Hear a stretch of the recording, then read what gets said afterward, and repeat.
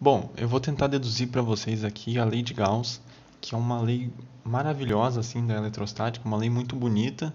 Ela nos dá um resultado muito certo assim para o fluxo do campo elétrico, né, sobre qualquer superfície. Então é uma lei muito geral e é uma lei muito bonita. Então eu não vou nem enunciar ela agora, eu vou deduzir aqui para vocês a partir dos princípios mais básicos da eletrostática, ok? A física, uma teoria física é feita a partir de princípios básicos. Então, se a gente conhece esses princípios básicos e sabendo o suficiente de matemática, a gente consegue deduzir tudo sobre uma determinada teoria. E a teoria eletrostática ela é baseada em dois princípios: a lei de Coulomb, né, e o princípio da superposição. Então, só esses dois postulados básicos, né, os dois são empíricos, só com eles a gente consegue deduzir tudo sobre a eletrostática. Isso inclui a lei de Gauss.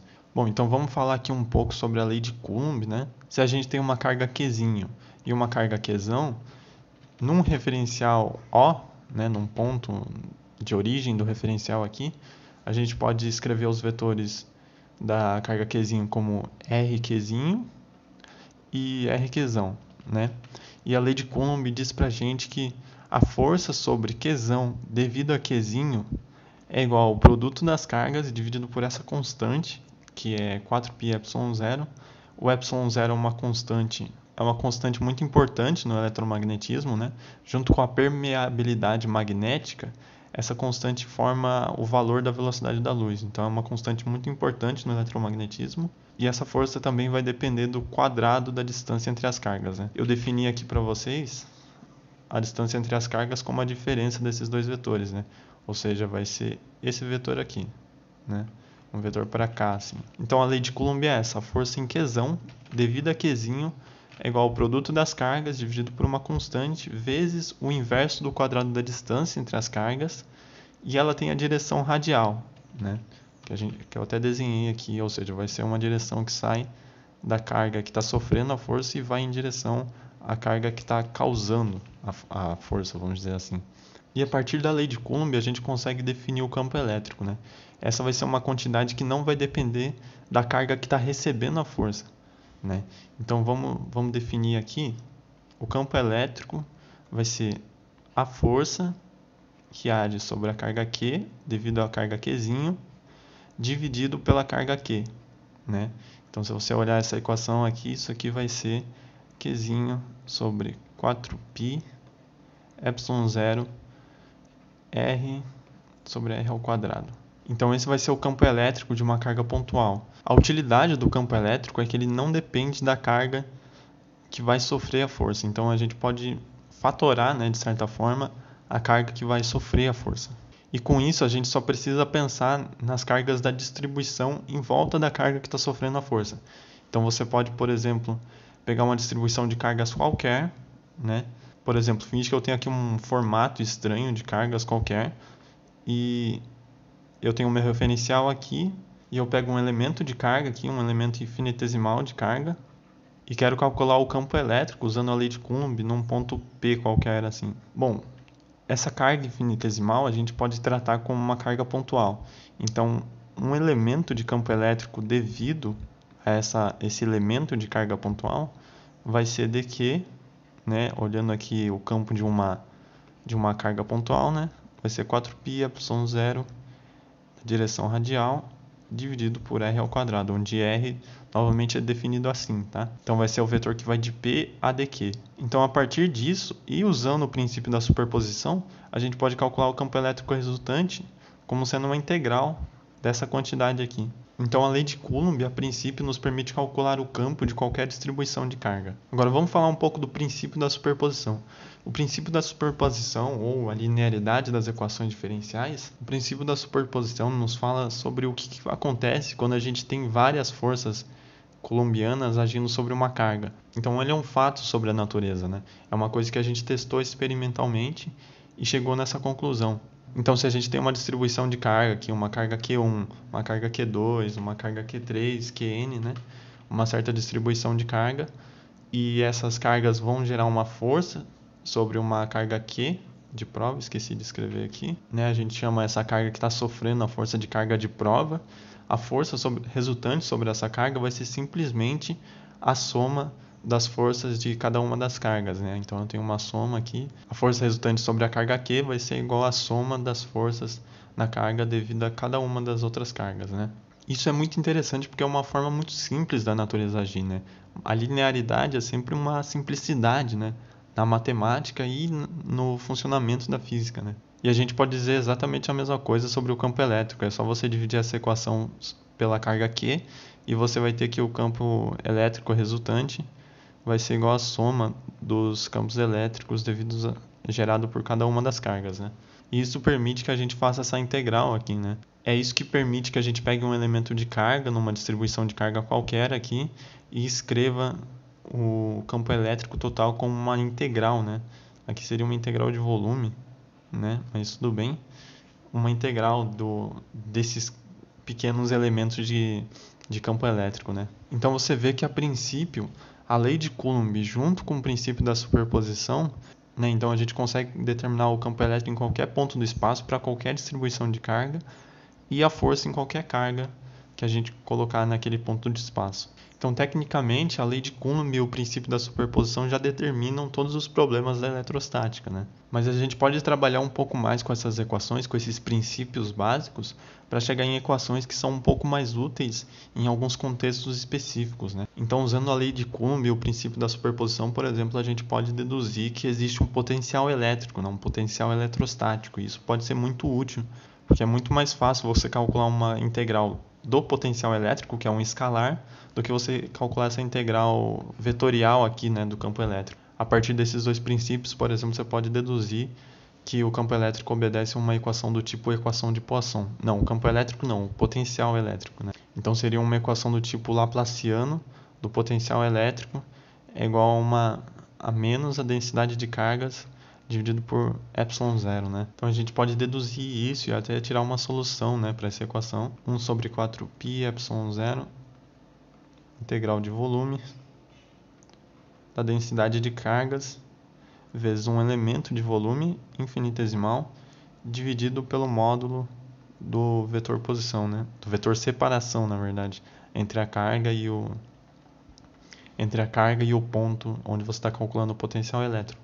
Mas não vamos nos preocupar com isso, vamos usar esses dois princípios básicos da eletrostática para calcular qual seria o fluxo do campo elétrico numa determinada superfície. Bom, e o que é o fluxo? Bom, então vamos falar um pouco sobre o fluxo de um campo vetorial. Eu vou dar o exemplo aqui da mecânica dos fluidos. Então você tem uma superfície S aqui, que pode ou não ser uma superfície fechada, né, uma superfície tridimensional, e você pega um elemento ds da superfície e amplia ele aqui. Então vamos tentar descobrir qual seria a taxa de vazão do fluido nessa determinada superfície, ou seja, quanto fluido passa por essa superfície, né? Então vamos pensar qual o volume de fluido que está passando por esse elemento infinitesimal de área aqui, né? Esse elemento aqui.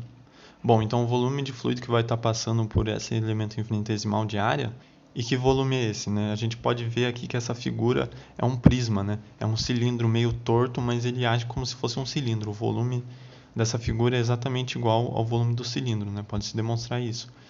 Então, ele seria a altura, seria um volume igual ao volume de um cilindro com a mesma altura, né? Então a gente calcula a altura dele, que vai ser a velocidade do fluido vezes dt, ou seja, o espaço que ele vai percorrer num determinado intervalo de tempo dt, que vai ser esse deslocamento aqui, né? Então a gente escreve aqui velocidade dt, né, que vai ser esse deslocamento aqui. Daí a gente faz um produto escalar com a normal à superfície, né, desse elemento de superfície, né. Daí o que a gente vai estar fazendo é projetar esse vetor aqui na direção da normal, né, nessa direção aqui. Então a gente vai pegar essa altura aqui, né. Então isso vai ser a altura desse prisma. Então é só multiplicar pela área ds, né, a área da base, e a gente vai ter a área desse prisma, né. E a gente vai ter o volume desse prisma, na verdade. Beleza, então você vê que apareceu o volume aqui e apareceu o tempo, né? Então a gente pode isolar isso aqui e falar que a vazão, né, ou seja, a quantidade de volume que passa num determinado intervalo de tempo, é igual à velocidade do fluido escalar com a normal à superfície vezes um elemento infinitesimal de área, né? E a gente define isso como sendo o fluxo. Então, o fluxo sobre uma determinada superfície, né, um infinitesimal de fluxo, seria, né, a gente usa a letra φ, seria o valor dessa vazão, né, que é V escalar n ds. Então, o elemento mais importante dessa equação, que a gente pode tirar daqui, que vai se aplicar a outros campos vetoriais, é que a gente tem o valor do vetor do campo vetorial, que no caso é a velocidade, e a gente tem um NDS aqui, que vai ser um vetor normal à superfície e com um módulo igual ao valor daquela área infinitesimal. Então, se eu for desenhar aqui, esse vetor ds é um vetor assim, ele é normal ao elemento de superfície e o módulo dele é ds, porque n é um vetor com módulo 1, então o módulo desse vetor nds aqui vai ser ds mesmo. Bom, e a gente pode definir o fluxo sobre essa superfície completa, né, o fluxo sobre S, como a integral disso, né? Então vai ter uma integral dupla aqui sobre essa superfície, que pode ser tanto fechada quanto aberta, não necessariamente precisa ser fechada, do valor do campo, no caso o campo de velocidades, escalar com o vetor área. Então essa é a equação aqui que vai nos ajudar a calcular o fluxo do campo elétrico. Então vamos usar ela para tentar calcular o fluxo do campo elétrico. Bom, então a ideia é simples, a gente simplesmente vai ter uma superfície aqui, né, que pode ou não estar carregada, né, ou seja, com alguma carga. E a gente quer saber qual que é o fluxo do campo elétrico, né? Então a gente supõe que a gente vai ter um campo elétrico aqui, né? Eu estou desenhando umas linhas de campo.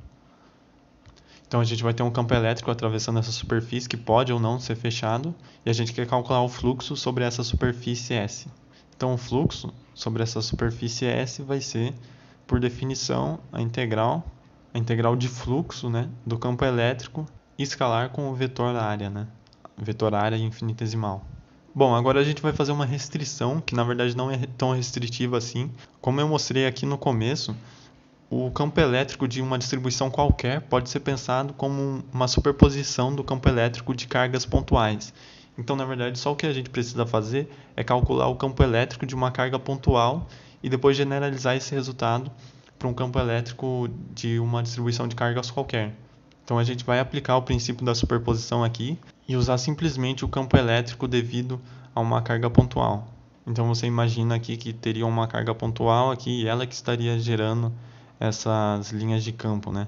Substituindo aqui o valor do campo elétrico, né? A gente vai ter, então vai ter a carga, a constante 4πε0 e a integral de superfície, né? Sobre essa superfície de r sobre r ao quadrado escalar ds. Bom, e o que a gente pode dizer sobre essa integral aqui? Bom, vamos fazer uma digressão aqui para entender o que é um ângulo sólido. Esse conceito de ângulo sólido vai nos ajudar bastante a pensar de uma forma intuitiva qual seria o valor dessa integral aqui. Bom, eu vou fazer a analogia com o ângulo linear que a gente conhece, né, o ângulo normal, e depois vou generalizar isso para vocês entenderem o que necessariamente significa um ângulo sólido, né? Então a gente tem aqui, né, esse desenho que eu tirei do livro do Moisés aqui. Então a gente tem aqui um ângulo ΔΦ e a gente vai ter um raio R, um arco, né, criado por esse raio R e esse ângulo ΔΦ. E a gente tem aqui uma superfície inclinada qualquer, né? O que a gente está pensando aqui? A gente está pensando que a gente tem não uma superfície, né, uma curva. Então a gente está pensando que a gente tem uma curva qualquer e a gente está calculando aqui o ΔΦ aqui, olha. Né? Então a gente vai ter um ds aqui, né? Que vai ser, se eu pegar um raio R aqui e um raio R aqui, eu vou ter um arco aqui, mais ou menos, né? Vamos supor. E eu vou ter um ângulo θ aqui, né? Um ângulo θ. E esse dl vai ser esse comprimento aqui, né? Esse comprimento da curva, né? Vai ser um comprimento infinitesimal. Então a gente vai ter esse arco aqui, r dφ. E a gente vai ter o arco que seria o equivalente ao arco da curva, né? Então a gente tem um arco de uma circunferência e um arco da curva, e a gente vai querer comparar essas duas quantidades. Bom, então beleza, vamos usar isso para calcular então qual seria o valor do ângulo, né? O ângulo aqui seria o valor do arco dividido pelo raio, né? Pelo raio subentendido aqui, né? Bom, então vamos pensar num limite em que isso aqui é infinitesimal, né? Então o ângulo vai ser infinitesimal e esse arco vai se tornar infinitesimal e, portanto, esse ΔL, né, o arco da curva que a gente está querendo calcular, também vai se tornar infinitesimal. E quando eu tomo o ângulo infinitesimal, esse ΔS vai tender a uma curva reta, né? Isso aqui vai se tornar um triângulo retângulo. E como vai se tornar um triângulo retângulo, eu posso usar o fato de que ΔS vai ser igual a ΔL cosseno θ. Né? O ΔS vai ser uma projeção do ΔL. Então a gente conseguiu aqui escrever o nosso ângulo em função desse arco, dessa curva aqui, né? Então a gente pode, por exemplo, para deixar isso aqui um pouco mais bonito, a gente pode definir um vetor ΔL que é perpendicular a essa curva e tem módulo ΔL. Né? Então a gente pode definir esse vetor e pode definir um vetor radial aqui, né, que tem a direção radial. Então ele vai ser perpendicular aqui, né, vai ser um vetor, deixa eu colocar ele aqui. Ele vai ser um vetor assim, né? Vou colocar em outra cor. Vai ser um vetor radial aqui, assim, né? Então vai ter um vetor radial unitário, né, aqui. E esse ângulo aqui, né, a gente pode demonstrar que ele é igual a esse ângulo θ aqui, né? Então, você fazendo uma análise básica dos ângulos aqui, você consegue ver que esse ângulo aqui é θ. Então, a gente pode escrever ele como um produto escalar dl escalar r, né? Ou seja, esse vetor perpendicular à curva aqui, escalar com esse vetor radial, né? Agora, e se a gente pensar uma dimensão a mais? Ou seja, se a gente for pensar que a gente tem uma curva, em vez de ter uma curva, na verdade, a gente tem uma superfície. Então, a gente tem uma superfície aqui, e a gente quer saber, por exemplo, e a gente quer definir algum tipo de ângulo que esteja relacionado com essa área, né? Então a gente pode pensar que a gente pega uma origem aqui e a gente desenha um cone, né, que pega essa superfície. Então a gente vai ter aqui o ΔS, que vai ser o valor da superfície, que em geral pode estar inclinado, né, em relação à base desse cone. Então a gente vai ter um R, né, que vai ser a distância dessa origem que a gente está tomando até a superfície.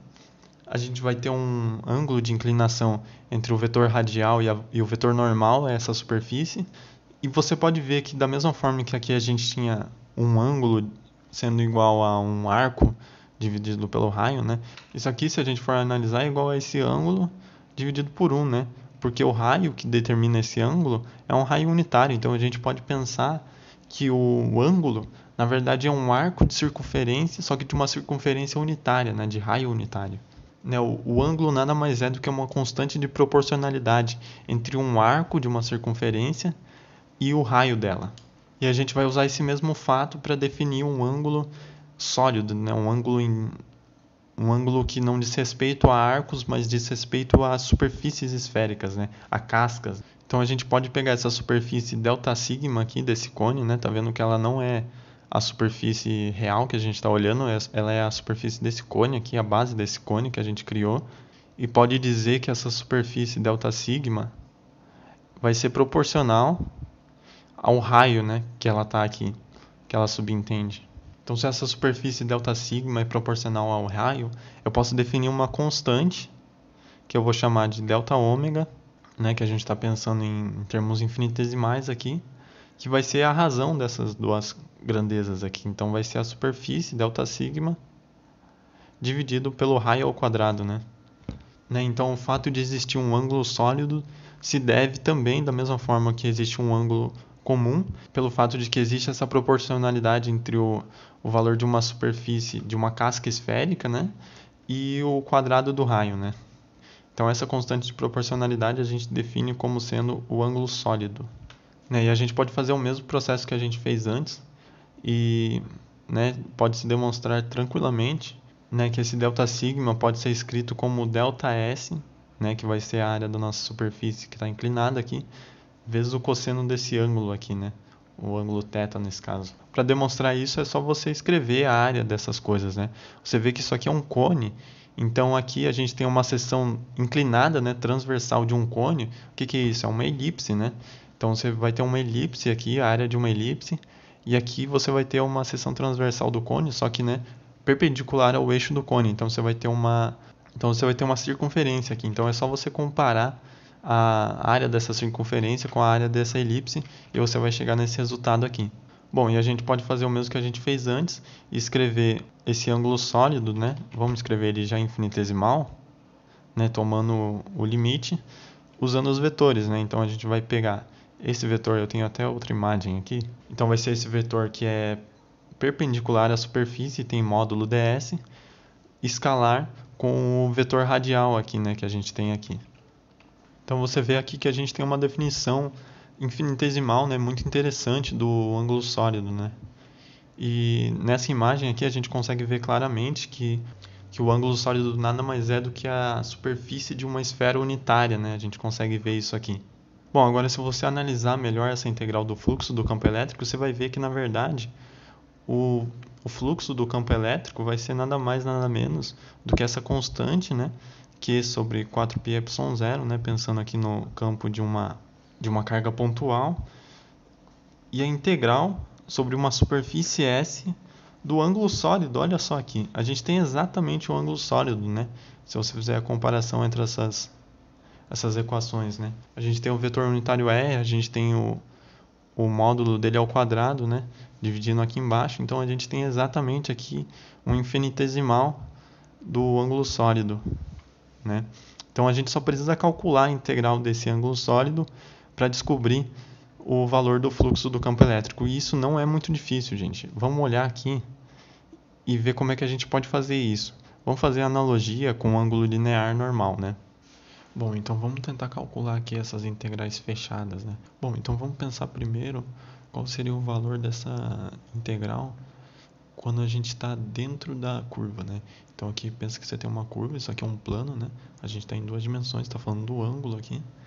Então a gente vai calcular aqui o valor dessa integral, né, ao longo dessa curva aqui. Então, bom, quando a gente está dentro, aqui é bem intuitivo pensar que essa integral, né, integral de dφ, vai ser a integral de dl cosseno θ sobre r, né? Que essa integral aqui é um pouco difícil de pensar nisso, né?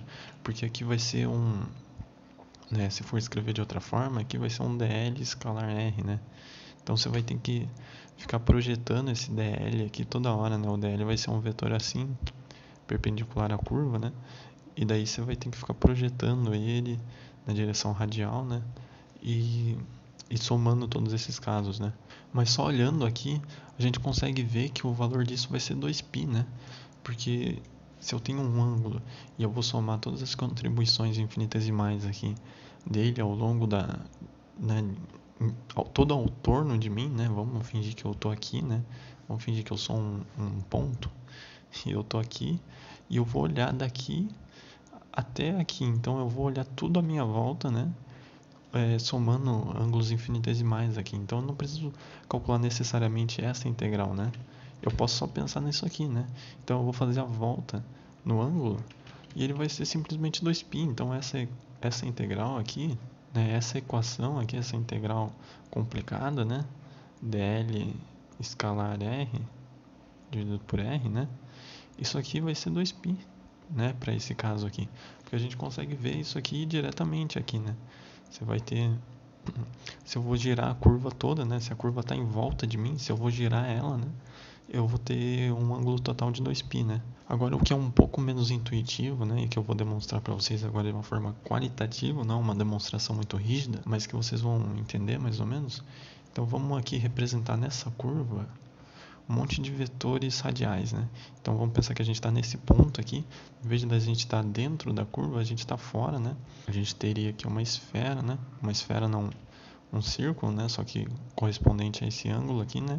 De raio 1, mas agora a figura está fora, né? O ponto que a gente está observando vai estar fora aqui. Então vamos representar alguns vetores radiais aqui, né? Mais ou menos radial vai estar aqui. Então a gente, nesse lado aqui, né, vamos separar em dois aqui. Lembrando que isso aqui é uma curva bidimensional, tá? Então aqui para cá a gente vai ter os vetores radiais assim, né? Vamos desenhar alguns representantes aqui. E aqui a gente vai ter os mesmos vetores, né? Aqui no caso vai ser exatamente os mesmos vetores em cada ponto, né? Eles apontando igualmente aqui, né? Saindo desse ponto O aqui, né? Porque é um vetor radial, né? E daí a gente vai ter, cara, os vetores dl, né?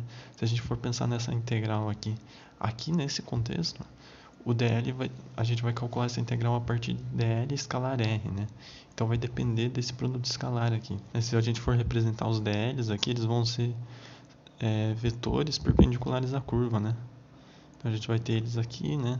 Aqui vai ter outro e tal. Então a gente vai fazer uma soma aqui nessa parte e vai dar um valor positivo, né? Porque você pode ver que o dl vai ter uma componente paralela, né, ao r, né? Então você pode projetar o dl de forma que ele vai ter uma componente paralela aqui, né? Por exemplo, se eu fosse fazer aqui o produto escalar, o valor seria isso aqui, né? Seria um valor positivo, né?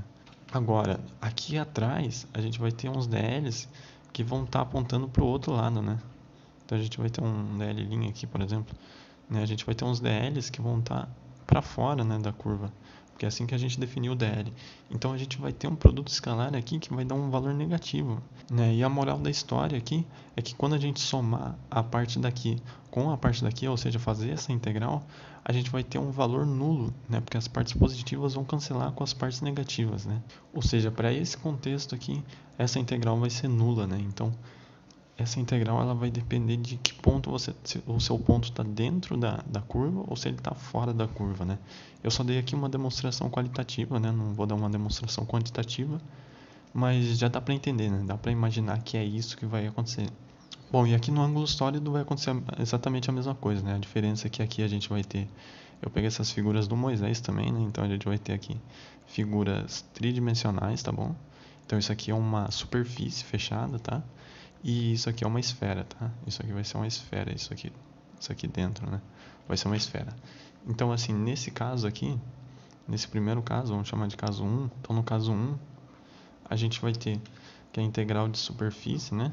Vai ser uma integral de superfície, né? Vamos escrever certo, vai ser uma integral dupla, né? De superfície fechada aqui, sobre essa superfície aqui, tá? Vai ser, né, o d ômega, que a gente definiu aqui, é ds escalar r, né? Então vai ser a integral disso. Mas pensa comigo, o que vai dar isso, né? Vamos lembrar aqui a definição de ângulo sólido. Então vamos olhar para essa equação aqui, olha só. A gente tem que o ângulo sólido, né? Ele é a constante de proporcionalidade entre a área da superfície e o raio, né? Pô, mas vamos pensar aqui, qual que vai ser o raio da superfície esférica que vai descrever essa soma, né? Então, se a gente somar todos os infinitésimos aqui, nesses cones, né, que vai ter aqui. Então, vai ter uns cones infinitésimos aqui. Se a gente somar todos esses cones, o que vai dar? Bom, é como se a gente estivesse somando aqui pedaços da circunferência, né? Dessa esfera de raio unitário, né? Então, o que a gente vai fazer, na verdade, é calcular a área de uma esfera unitária, né? Que vai ser 4π, né? Então a gente tem um valor bem interessante aqui, né? Até deixar ele pintadinho. E esse valor é um valor muito importante, né? Bom, agora vamos ver esse segundo caso aqui, né? Bom, nesse segundo caso aqui, a gente vai ter exatamente o mesmo argumento que a gente tinha antes, né? Não vou nem desenhar porque é exatamente a mesma coisa, né? Você vai ter um ds aqui perpendicular a essa superfície, né? E você vai ter um vetor radial que não vai mudar, né? Ele vai estar sempre apontando na direção radial. Para cá ele vai estar aqui assim, e para cá ele vai continuar estando assim. E aqui o ds vai estar oposto, né? E quando você fizer toda essa soma, isso tudo vai se cancelar e você vai ter que a integral de d ômega, não, uma integral de superfície aqui, né? Seria uma integral dupla, né? Vamos escrever certo, vai. Uma integral dupla, né? Desse d ômega vai ser zero nesse caso. Então a gente tem um resultado muito importante aqui, né? A gente tem que a integral, né, sobre uma superfície fechada, né? Então a gente vai ter que a integral sobre uma superfície fechada desse ângulo sólido, né, vai ter dois valores. Então ele vai ser 4π se o ponto O estiver dentro de S, né? Se o ponto O estiver dentro de S, e 0 se o ponto O estiver fora de S, né? Fora de S. Então a gente tem agora um valor para essa integral aqui, né? É 4π ou 0, né? Dependendo do jeito que a gente vai analisar. Então vamos voltar aqui para a equação do fluxo do campo elétrico e vamos finalmente terminar e deduzir a lei de Gauss, né? Então, o fluxo do campo elétrico, que vai ser a integral de superfície eu vou fazer uma restrição que eu não fiz antes. Essa superfície precisa ser fechada. Se a superfície for aberta, a lei de Gauss não vale, tá? Porque a gente não vai poder falar nada sobre esse ângulo sólido. Daí a gente teria que analisar caso por caso, né? Então vamos deixar isso bem claro. Na lei de Gauss a gente está falando de uma superfície fechada, tá bom? Então a gente vai ter o campo elétrico escalar com um elemento de área aqui, né? ds, que vai ser igual, né? Olhando na equação ali de cima, vai ser esse valor, né? Eu vou até deixar aqui bem marcado, ó, carga pontual, tá? É o fluxo devido a uma carga pontual, tá? Só para a gente lembrar e não esquecer disso, tá? Então vai ser o valor da carga, daí 4π epsilon zero integral dupla sobre essa superfície do ângulo sólido, né? E isso aqui vai assumir dois valores. Então, quando o ponto estiver dentro da superfície, ou seja, quando a gente estiver observando de dentro da superfície, né, isso vai assumir o valor de 4π. Então, a gente vai ter, isso aqui vai virar 4π, né? Isso aqui vai virar 4π. E daí vai cancelar com esse 4π aqui. Esse 4π vai cancelar com esse 4π. E vai ficar simplesmente Q sobre epsilon zero. Né? E no outro caso, quando isso aqui for zero, vai cancelar tudo, né? E isso aqui vai ser simplesmente zero. Bom, então a gente pode denunciar finalmente a lei de Gauss, né? Então a lei de Gauss nos diz que o fluxo do campo elétrico sobre uma superfície fechada vai ser sempre igual à carga contida nele. A carga contida nele dividido por epsilon zero. Você vai perceber que o ponto O que a gente estava considerando é o ponto onde está a carga pontual. Então, se a carga pontual estivesse aqui, gerando esse campo elétrico, ela estaria fora da superfície, portanto, o fluxo dentro dessa superfície seria zero, né? Se você calculasse aqui a componente do campo aqui na superfície, né, e fizesse um produto escalar com a normal aqui, e somasse com o do outro lado, você ia ter zero, né? Se você somasse tudo isso, fizesse a integral. Agora, se a carga está dentro da sua superfície, você vai ter só contribuições positivas, né? Porque o vetor radial vai estar só para fora aqui, né? E o campo elétrico também vai estar para fora, né? Ou para dentro, depende do valor da carga, mas deu para entender, né? Eles vão estar paralelos e você só vai ter um sinal, ou vai ser negativo ou vai ser só positivo, né? Não vai ter uma mistura aqui disso, né? Então não tem como cancelar, não tem como virar zero. E a gente deduziu que o valor desse fluxo é exatamente o valor da carga dentro, então, dividido por epsilon zero. Então é a carga dentro de S. Bom, e vamos demonstrar que isso vale para qualquer distribuição de carga, né? Então vamos pegar aqui uma distribuição de carga qualquer, né? Uma distribuição que pode ser bidimensional, pode ser tridimensional, né? Vamos pensar numa tridimensional. Vamos pegar um elemento de carga dela aqui, né? Então, um elementinho de carga aqui, né, dq, e o campo devido a esse elemento de carga é igual ao campo de uma carga pontual com o valor dq, né? Bom, se a gente tiver uma superfície aqui, uma superfície fechada aqui, né, a gente sabe que o fluxo sobre essa superfície aqui, né, devido a essa carga, né, devido a um campo, né, gerado por essa carga aqui, vai ser um campo radial e tal, um campo gerado por esse elemento de carga vai ser o seguinte, o fluxo sobre essa superfície S, né, devido a essa carga dq, vai ser igual a dq sobre epsilon zero, né, usando a lei de Gauss, né? Então vamos chamar esse fluxo de um fluxo infinitesimal, né, porque ele é devido a uma carga infinitesimal. Então o que a gente está fazendo aqui é pegar o campo devido a essa carga, né, o campo EI, e a gente está fazendo um produto escalar com um elemento de superfície aqui, né, desse objeto. E isso está dando dq sobre epsilon zero. Bom, vamos fazer uma mudança aqui, vamos chamar de delta QI, tá? Ainda não vamos tomar o limite, não, mas daqui a pouco a gente vai tomar o limite quando delta QI tende a zero, tá? Então vamos somar dos dois lados, né? Vamos fazer uma soma, né, disso aqui e tomar o limite quando delta QI tende a zero, né? Então a gente vai fazer uma soma de todos os fluxos aqui e fazer delta QI tender a zero, ou seja, vai virar uma carga pontual mesmo, né? E né, a gente estava fazendo isso aqui por aproximação, né? Era delta QI uma carga muito pequena, então era uma aproximação, não era exatamente pontual. Mas quando a gente tomar o limite, isso aqui vai ser exatamente uma carga pontual. Então a soma vai ser a soma de EI, né? Escalar ds, né? Então a gente vai ter aqui uma soma dos fluxos, né? E uma soma das cargas, ΔQi. Então vamos realizar essa soma e tomar o limite quando ΔQi tende a zero. Isso aqui vai virar para a gente uma lei de Gauss generalizada, né? Que é a lei de Gauss no formato mais geral dela, o campo elétrico, né, total, né, porque a gente vai fazer essa soma, a gente vai ter o campo elétrico total, escalar com o elemento de área, vai dar a integral, né, a gente vai ter uma integral aqui de volume, né, porque a gente vai calcular a carga em todo o volume, né, a gente vai tomar essa soma, somar as cargas e elas estão distribuídas num volume, então a gente vai ter uma integral de dq dividido sobre ε0. Então a gente chega a essa equação final, que é a equação mais geral que tem, né? Então a integral sobre uma superfície, aqui eu acabei esquecendo de colocar, integral sobre uma superfície S fechada vai ser igual a carga dentro dessa superfície dividido sobre ε0. Então isso aqui é a carga total. Então isso daqui é a carga total dentro de S, né? Dá para colocar um QS aqui, né? Para simbolizar isso. Bom, e se você quiser essa lei numa forma diferencial, é só você usar o teorema de Gauss, né? Eu não vou provar aqui o teorema de Gauss, mas eu vou usar ele para mostrar para vocês, né? Então, o teorema de Gauss diz que uma integral de superfície sobre uma superfície fechada, né? Escalar ds é igual a uma integral de volume do divergente desse campo, né?